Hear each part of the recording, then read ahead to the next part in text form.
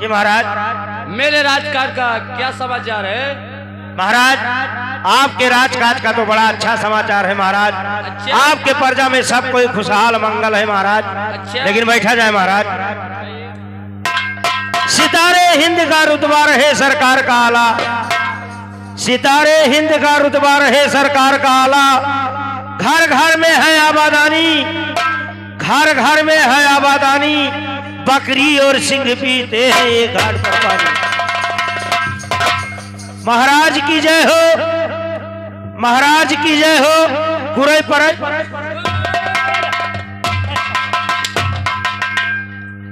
ये बताइए जी महाराज। महाराज की जय हो। लाए महाराज कहा चाहे भरा रहा है भंडार, निकर परा खुरे परे भंडार। ठीक है महाराज। सुनिए महाराज, मैं आपसे कुछ कहना चाहता हूँ।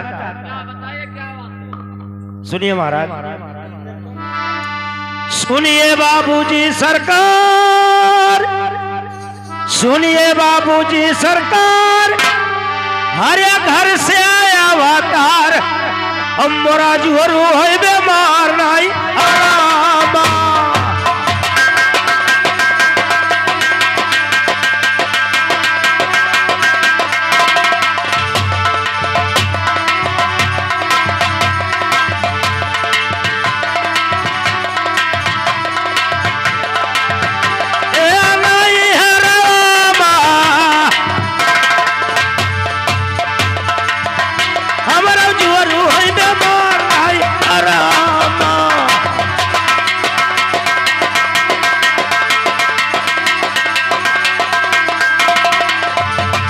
सुनिए बाबूजी सरकार, हर घर से आया अवतार।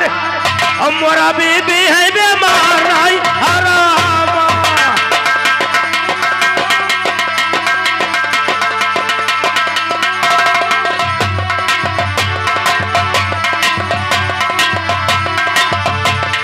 नहीं हरामा, हमारा बीबी है बेमार नहीं आरामा।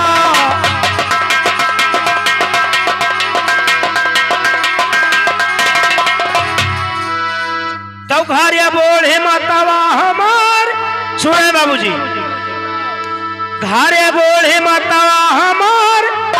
हरे लिखी कई भी जयकार, मोरा बेबी है बेमार नहीं आरामा।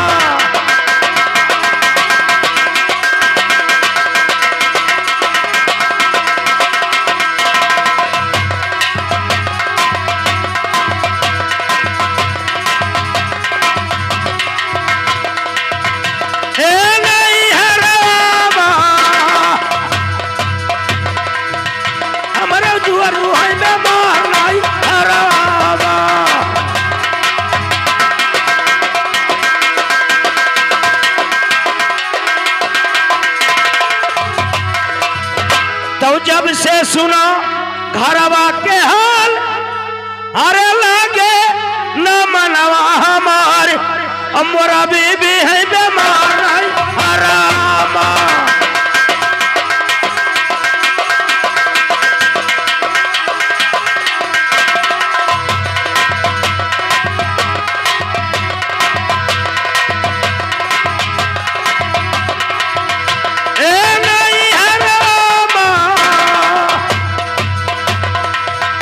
हमारा जुआरू है बेमार नहीं आरामा।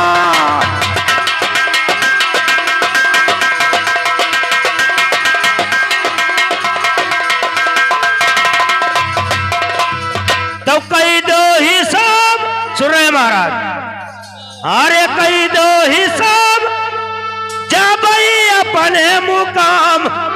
मोरा बीबी है बेमार नहीं आरामा।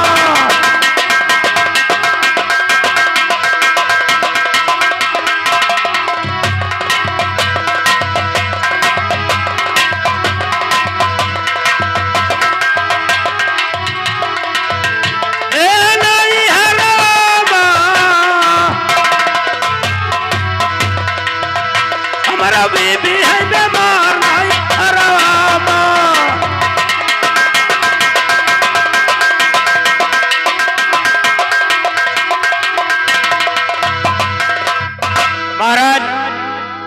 हमारे बीवी का तबीयत बहुत ज्यादा खराब है। क्या आपको हिसाब चाहिए? जी महाराज। आपको हिसाब जब मिलेगा कि अपने ऐसा नौकर मेरे दरबार में लगाओगे तो आपको हिसाब मिल जाएगा। ठीक है महाराज, अगर हमारे जैसा कोई आदमी आएगा हम आपके यहाँ ड्यूटी पे रख दूंगा, उसके बाद मेरा हिसाब होगा। ठीक है महाराज, बैठा बैठा।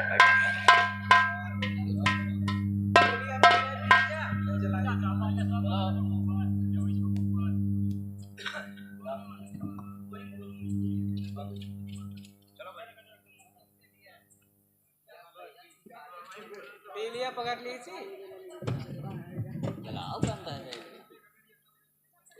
चलो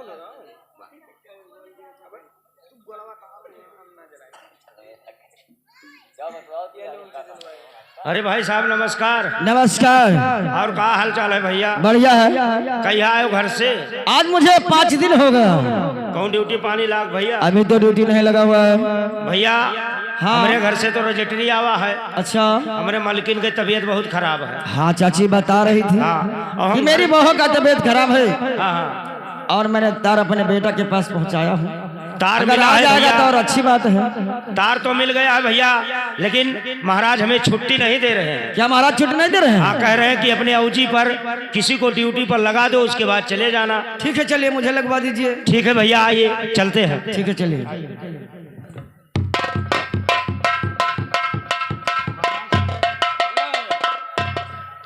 देखिए महाराज, मैं अपने औजी पर भाई साहब को ड्यूटी पे रख रहा हूँ और मेरा हिसाब कर दीजिए। ठीक है, आपको हिसाब मिल जाएगा। मेरे लिए एक बात है रामो। रामो,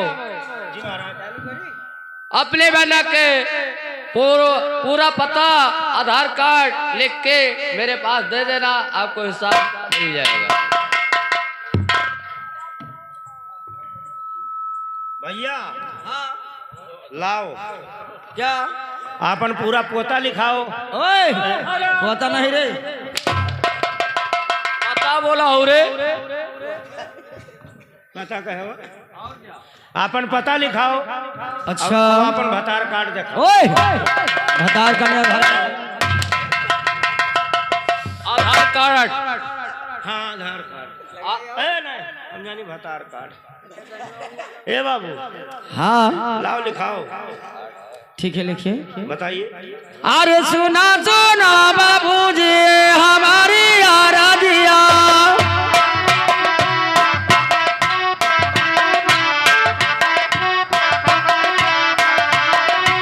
सुना सुना बाबूजी हमारी आराधिया।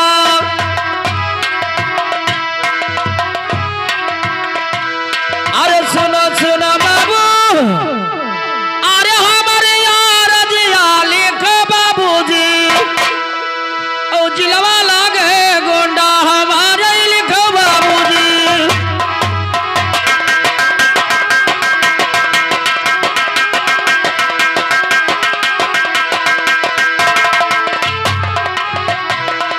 ओ हमारा लिखो बाबूजी, जिलवा लागे गोंडा हमारे लिखो बाबूजी।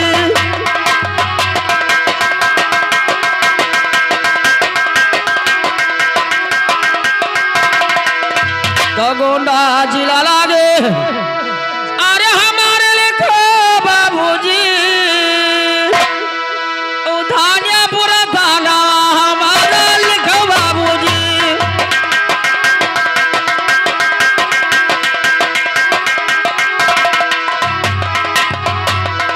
ओ हमारा लिखो बाबूजी, उधानियापुर थाना हमारा लिखो बाबूजी।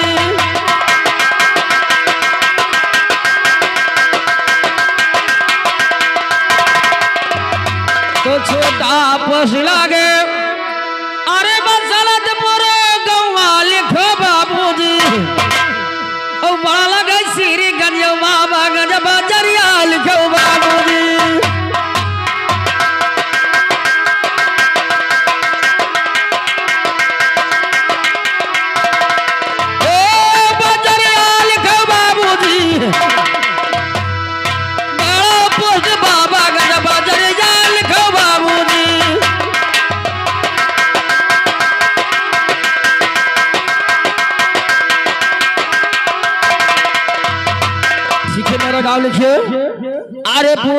राम सहाय अरे तारकपुरा माँ गनवा लिखो बाबूजी त्योहार का प्रवाह मारो माँ गनवा लिखो बाबूजी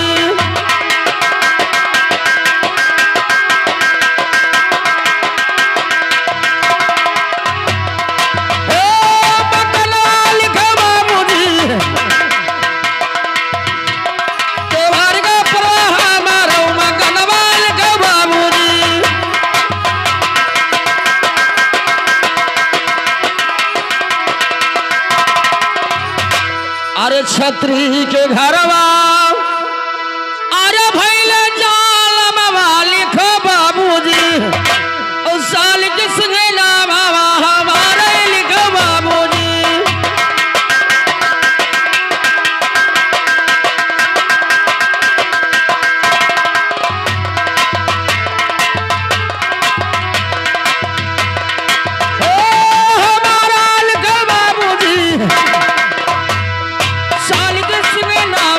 हमारा लिखो बाबूजी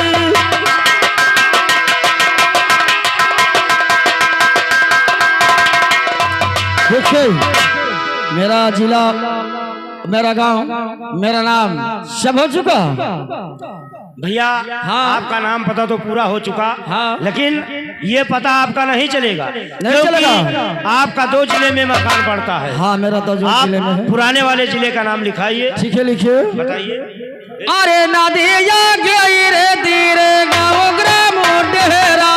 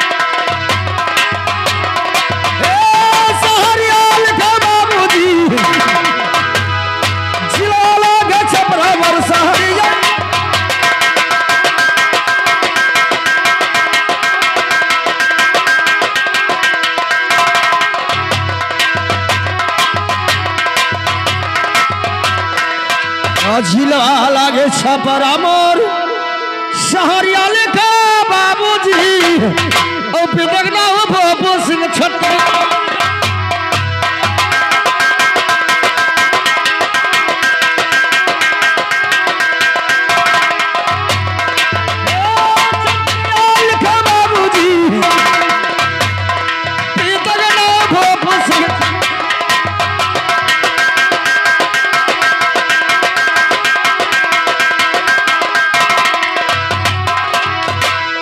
तक नाव भोपो से सुने अरे क्षत्रिया लिखा बाबूजी और जहाँ कहीं बेटा जालिम सिंह सिपाही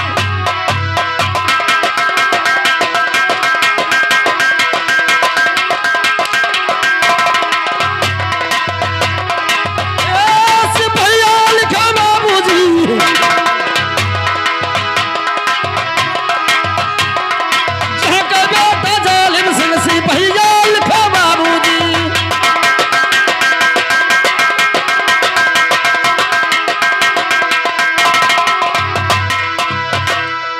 चाचा के नाम मोरे सुर अरे राजा अमेरिका लिखो बाबूजी और जी हाँ का जो हम वही भतीजा लिखो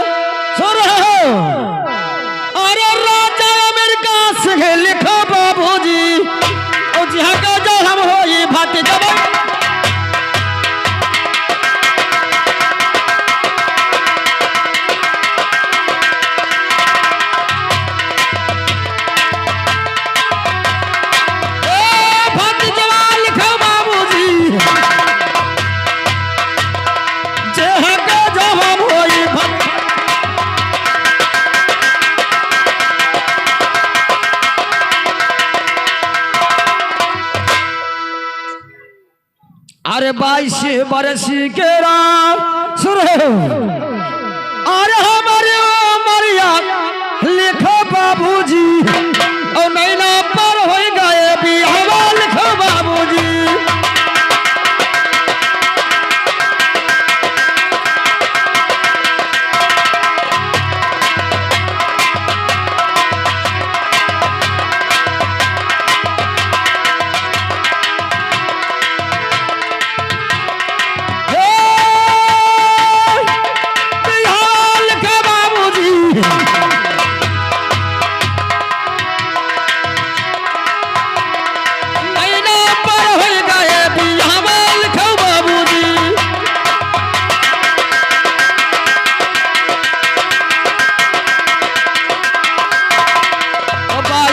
बरसी के सुर अरे हमारी वो मरिया लिखो बाबूजी और नैना पर हो गए अभी हवा लिखो बाबूजी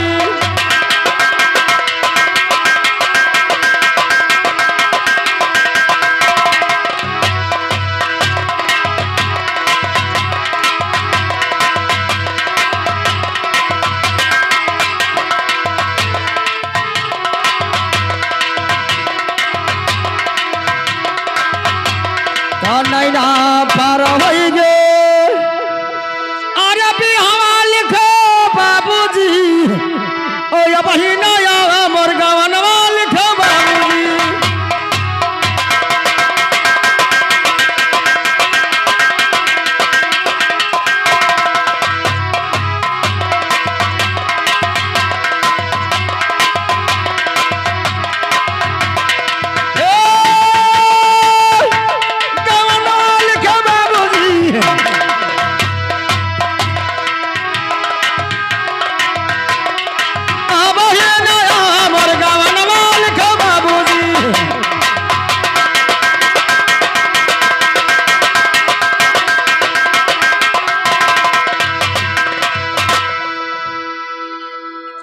अरे रुपया पैसवा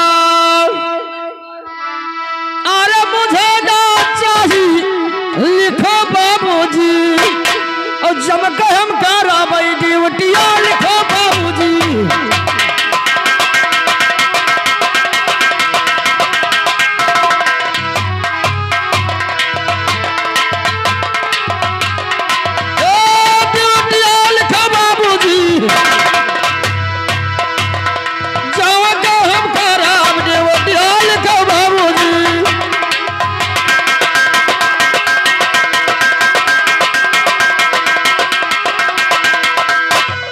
जो मनी चाहिए जहाँ सुर अरे ड्यूटी लगाई दियो और काट के धो दिया पहाड़वा लिखो बाबूजी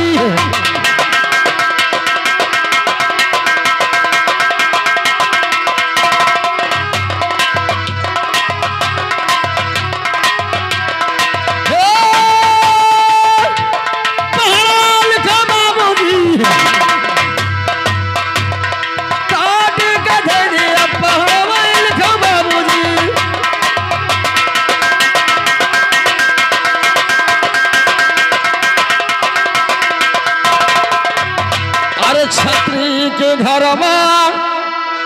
रहे हो। अरे लिहल जाल बाबा लिखो बाबूजी, और पीछे न का दाम पिचर में लिखो बाबूजी।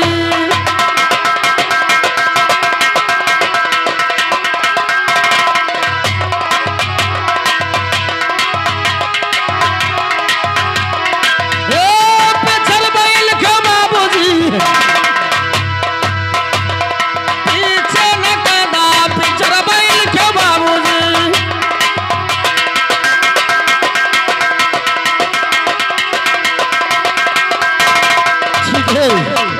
मेरा रस पता हो चुका है। वाह रे बाबू, मारो गाड़ी कही दी, अरे! मारो गाड़ी कही दी, गाड़ी कही दी। आतना बड़ा तहन नाव है। क्या हमारा लंबा बहुत लग रहा है जिला? अच्छा तहां लम्बा लागत है। अरे जिला जिला जिला बहुत लंबा जिला नाम पड़ता है मेरा। आप थाना हो? अरे नहीं दिखाई दे रहा है। नहीं नहीं, हम जानी थाना पुलिस हो। बहुत मारोगा, बहुत हिसाब से बोलना। अरे साहब इतना तेज गरमात हो। अरे बदतमीज, ऊंची आवाज में अगर बोला साहब डांटो ना, डांटो ना। तो जीवा काट के साले हथेली पे रख दूंगा। अब भाई ड्यूटी 9 लाख जवान पहले काटत हो।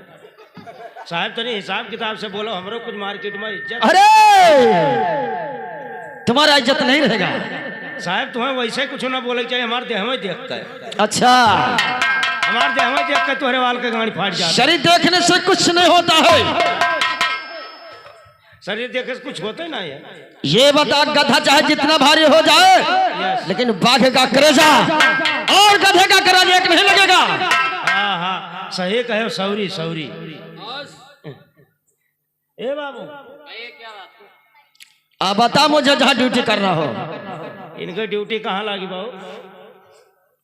वही गधा पाल रहा। इसको ड्यूटी वो है पकवा इनाज पे लगाना है। ओए पकवा ही ना, हाँ, पकवा ही ना। लेकिन पकवा इनार के एक बूंद पानी कम ना होने पाए, ना तो तुम्हारा खाला ही। ड्यूटी वो करेगा, खाना मैं खिंचाऊंगा। और क्या, आप जिम्मेदार है क्या? हाँ, आप रुको। तो भाई तो ए बाबू उरे आ यार, गल सुन। ओए आई एम सॉरी यार। साले पंजाबी भाषा बोलेगा, गड़बड़ाएगा 2 टके के लौंडा। गड़बड़ाएगा गड़बड़ाएगा गड़बड़ाएगा साहब। ये बताओ, पहले लड्डू वड्डू कहो यार साहब। क्या है? साहब बहुत खुशी के दिन है साहब। और सा खुशी है रे। साहब तार ड्यूटी बहुत नीक जगह लागे। कहाँ लगा ड्यूटी बोल?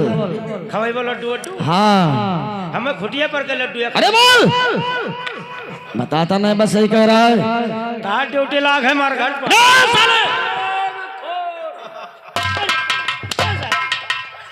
हराम खोर कहाँ बोला रे? कहाँ बोले हो साहब? कहाँ बोला है तुम? कहाँ बोले हो मेहराज? महाराज महाराज मैं परघट पर बोला हूँ ना। कौन घर?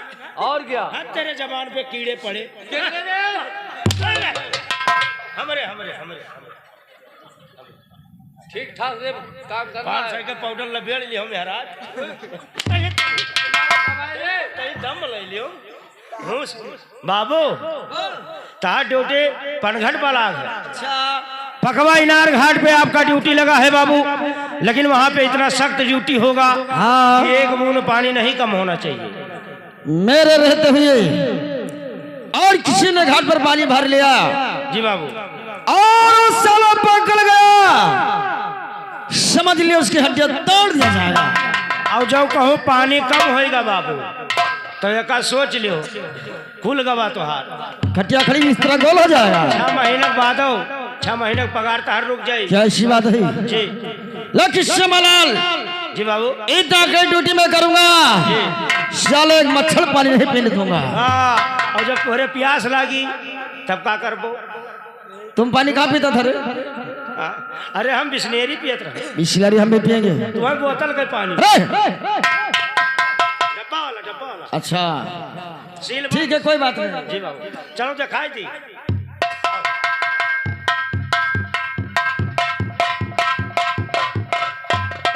देखिए बाबू, यही पकवा इनार का घाट है, सामने देखिए। अच्छा हाँ, जो सामने बावड़ी दिखाई दे रहा है, जी साहब, इसी बावड़ी से पानी कम नहीं होना चाहिए। हाँ, इसका पानी नहीं कम होना चाहिए। ठीक है, कोई बात नहीं है। अब जाए थे बाबू। ठीक है, जाइए। बाबू जय गोपाल, बड़े लाल ठाकनी हो। कुछ नहीं, कुछ नहीं।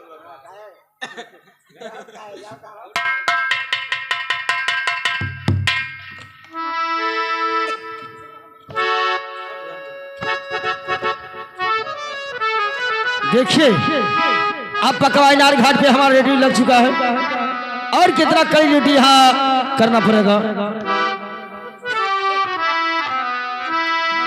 अरे दगा दई कई भागा, अरे दगा दई कई भागई मोरा नीर मोहिया।